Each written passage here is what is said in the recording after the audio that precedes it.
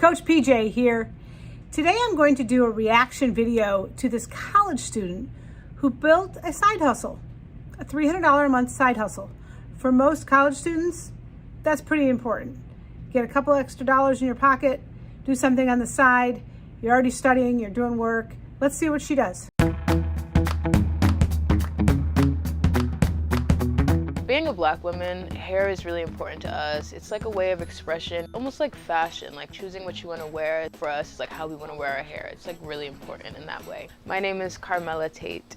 I'm from Brooklyn, New York. I'm 20 years old, and I'm a natural hairstylist.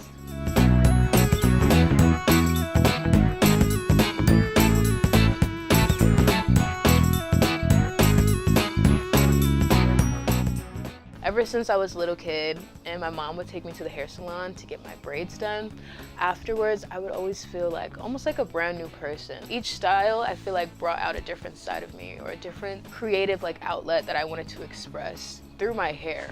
And I think that a lot of Black women can relate to that because our hair is so versatile. It's like a part of the Black girl magic that we embody. I would always try different styles on myself, and then my sister started to notice that I was getting better at it, and she was like, maybe you should try and do my hair. And I was like, okay. So then one day she was like, why don't you try doing my box braids and I'll pay you. And then I was like, you know, maybe I can start doing other people's hair besides just you and me.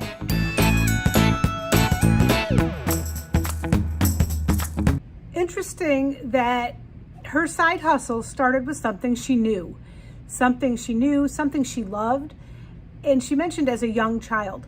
Really important. What are the things that you know, you love, you enjoy, you're good at? Those are great places to start when you're looking at a side hustle. To start something that is foreign, that is uncomfortable, takes a lot of learning on your part to just understand the industry, understand what needs to get done is hard. If it's a side hustle in particular, there's not a lot of time for learning. There's not a lot of time for investigating. So looking at things that you're already good at, that you're already involved in, that you're already passionate about, are perfect places to start. The other thing she also mentioned, which is a good indication for those young entrepreneurs, for those folks who want a side hustle, is to look at opportunities that people are asking you to participate in. Hi, could you help me? You're good at this, so help me do this. She mentioned that her sister had made some comments about, you're really good at this, could you do mine? That's not uncommon with people who are young folks who are doing website design or social media or any kind of work that it showcases and people say, I would like that too, could you do that for me? So that's what I want you to look at if you're looking into a side hustle, if you're looking to just make a few extra bucks, and what is it that makes sense to you? Let's keep watching.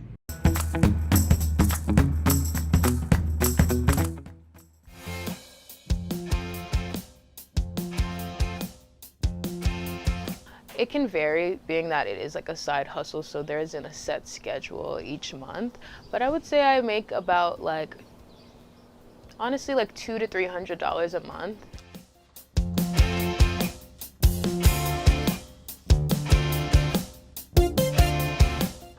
So especially being a student, time is very valuable for me. So I try to keep that in account when I am determining what to charge for the different styles, being that it can take up to 10 hours. I offer student discounts, which is sometimes around 40% to 20%, depending on the style again and the different prices that I'm charging for the length or the size or whatever it is. And I also am open to negotiating with what people can afford too. So I'm going to stop there. She makes some key mistakes here. One is she doesn't value her time. The actual time put into creating the business is different than the time that she's actually delivering her services. She mentions about 10 hours, give or take, and she mentions about $200-300. That's $20-30 an hour. That is not a lot of rate per hour. That's a pretty low rate per hour. And I don't mean that she shouldn't be generous and she shouldn't give some discounts or things like that. It's really about the fact that she's not valuing her time. She makes the mention that time is very, very valuable to her, but there's a disconnect between her saying that and her valuing her time. That also might have to do with her clientele. If she's looking at clientele like students who are looking for a 40% off discount, that's very different than looking for a clientele that has the extra cash, that has that money to spend. So if you're looking at a product, know your market and know what your market can afford. And if you have options, going for folks that have the disposable income, that have the income and don't require a discount in order to use your services, that makes sense as well. But putting all that together and really looking at how much time do you want to spend, what's your value to your time. She mentions about 10 hours. It sounds like that's about a month, which is not a lot of time. And if she doesn't have that much time, that's great. But I know most college students, most students that are full-time college students, they can find an extra 5 to 10 hours a week just by being more productive in their other time, if they're looking for a side hustle. There are lots of college students who work 20 hours a week. That's a pretty standard number that universities use.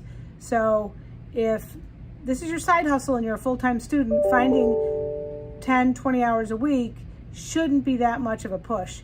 Then I think she can definitely expand her business, change her pricing structure, and add a little bit more hours, and she could easily double, triple her monthly income. And imagine the impact that could make on her student loans, on her ability to take classes, and what that could do for her lifestyle. So something to consider. Let's see what her expenses are.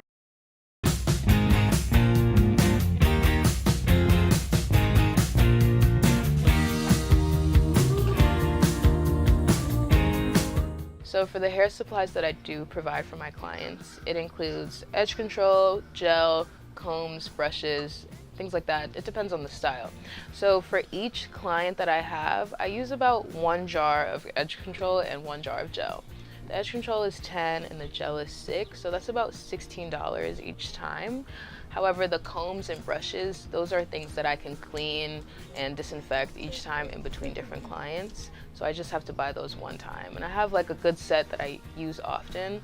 And then besides that, the edge control and the gel are things that I have to buy, re-up on often.